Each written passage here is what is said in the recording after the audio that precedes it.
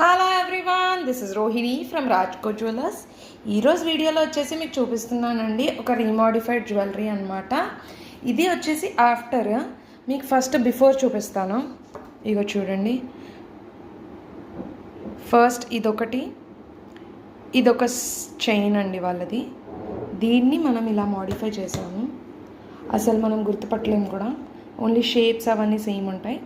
Combination మార్చేసాము, stones అన్నీ మార్చేసాము. దాంట్లో ఉన్న దాన్ని మనం ఇలా అరేంజ్ చేసామన్నమాట.